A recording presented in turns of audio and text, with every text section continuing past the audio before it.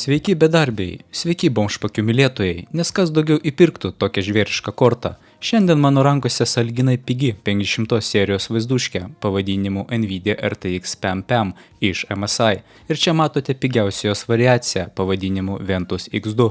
Šiandienos rubrikoje pasižiūrėsime, ką gali korta, kurios net neturėjo egzistuoti ir palyginsime ją su paskutiniu GTX serijos biudžetiniu dinozauru ir galiausiai nuspręsime, ar verta savo sutaupytas kapeikas atiduoti Jensenui Huangui.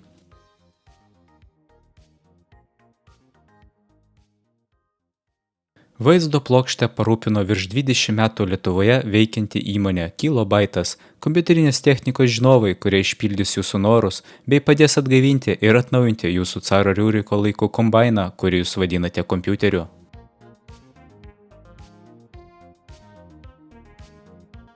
Bandome instaliuoti šitą monstrišką aparatą į kompiuterį ir ačiū Nvidijai, kad bent šioje kortoje įdėjo normalią jungtį. Tik klausimas, kam jinai apskritai reikalinga.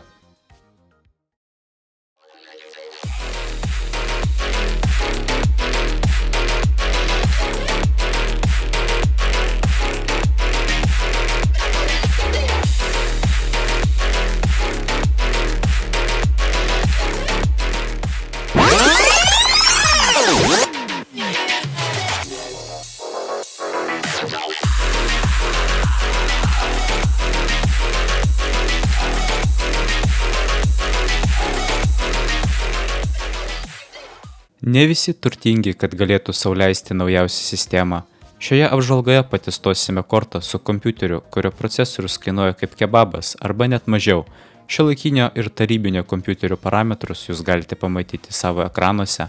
Tuo tarpu norėjau paminėti, kad nepamirštumėt paspausti like, o geriau subscribe, nes tik taip motyvuojate mane ir toliau kurti.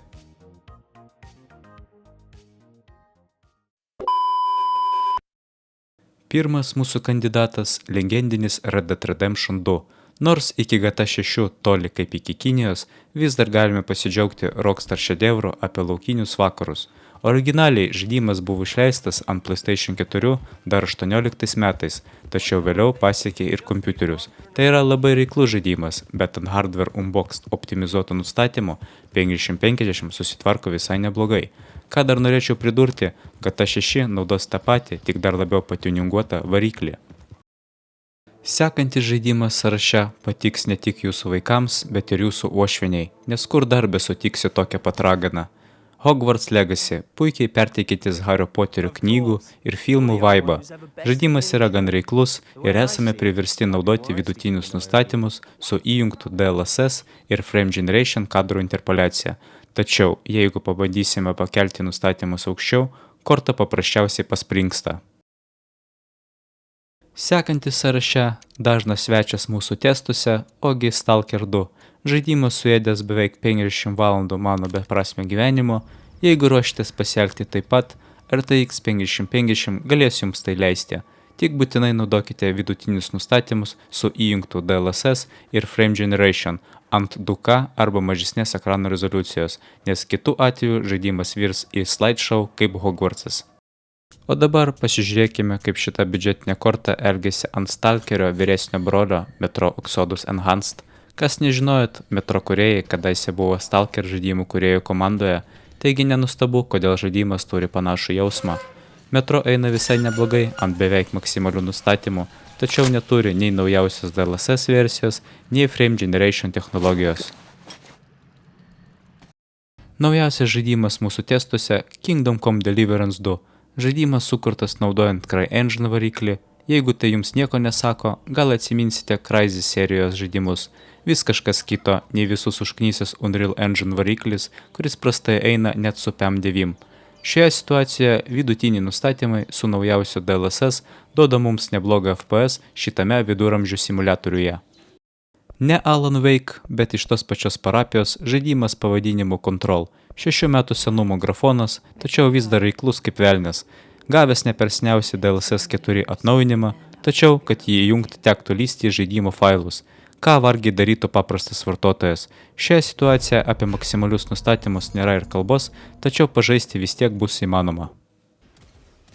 Kaip turbūt pastebėjote, šią biudžetinę kortą testuoju su gana reikliais žaidimais, nors to nedariau su prieš tai bandyta RTX 57 Ti. Priežastis paprasta, su brangesne korta ir taip aišku, kad viskas veiks puikiai net su aukščiausiais nustatymais bei 4K raiška. Tačiau įdomiau yra sužinoti, ar pigiausia šios kartos korta sugeba bent kažkaip paleisti sudėtingesnius žaidimus. Ir kaip matote, tikrai gali, tik nustatymus tek šiek tiek pasukti žemyn. O dabar palyginsime PEM su jos proseneliu iš tolimųjų 2019 metų paskutinę GTX klasės kortą 16 PEM ir testuosime 3 populiarius žaidimus, kurie vis dar sukasi ant šitos bulvės. Be to, pasižiūrėsime, kaip PEM jaučiasi su kebabo vertės procesoriumi iš AliExpress Intel Xeon E5 2630 LV3. Pradėkim nuo populiariausio e-sports žaidimo Ogi Casiuko. Kaip matote, 16 PEM dar visai padoriai laiko frontą, tačiau Counter-Strike visiškai nemėgsta senų serverinių Xeonų, nors procesorius turi 8 branduolius, kadrų kiekis tragiškas ir realiai poruoti jį su PEM būtų visiška beprotybė. Kitas eilėje visiems pažįstamas Battle Royale žaidimas pavadinimu PUBG. Čia 16 PEM irgi neblogai sukasi, nors ir ant minimalių nustatymų. Prieaugis atsinaujinus į PEM nėra toks ir įspūdingas, o jei į seną sistemą įgrūsit RTX kortą, sulauksite tik kuklaus FPS prieaugio. Na ir pabaigai jau 10-metį daugeliu neatsibodęs GTA 5, kuris nesenai gavo Ray Tracing atnaujinimą ir tapo gerokai reiklesnis. Nepaisant to, senukas 16 PEM dar gali tempti ant vidutinių nustatymų be Nvidios FPS valgančių nesąmonių. Norėčiau priminti, variklis ribotas ties maždaug 105 kadrais, kitu atveju jis tiesiog palūžta, o jeigu sukryžminsit PEM su senu procesoriumi ir šiek tiek pakelsite nustatymus, gausite visai neblogą rezultatą. Vos nepamiršau, kad norėjau parodyti, ką dar galima išspausti iš šios kortos. Taigi ekrane matote 3 rezultatus. Kairėje pusėje stok vaizdo plokštės galimybės, viduryje maksimalus undervoltas, kurio dėka pavyko numesti beveik 40 W, ir dešinėje maksimalus overclockas su šiokiu tokiu undervoltu, dėka kurio gavome beveik 14% prieaugį.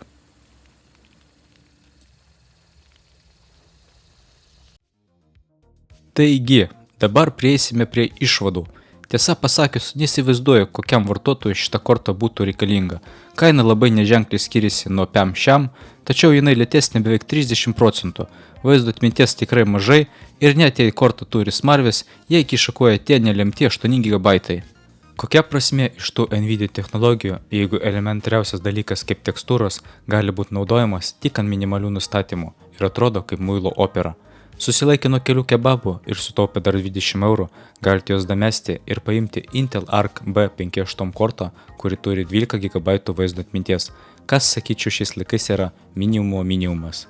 PEM nėra blogiausias variantas, nepamirškite, kad ir PEM šiam ir PEM šiam Ti irgi turi tik 8 GB atminties, nors tai yra ženkliai stipresnis kortos. Taigi, jeigu kiekvienas centas svarbus ir planuojate žaisti tik labai senus žaidimus, kur ir tų 8 GB užtenka, galimai tai yra jums tinkanti korta. Ačiū už dėmesį, nepamirškit paspausti like ir subscribe, su jumis buvo Tadeušas ir iki sekančio.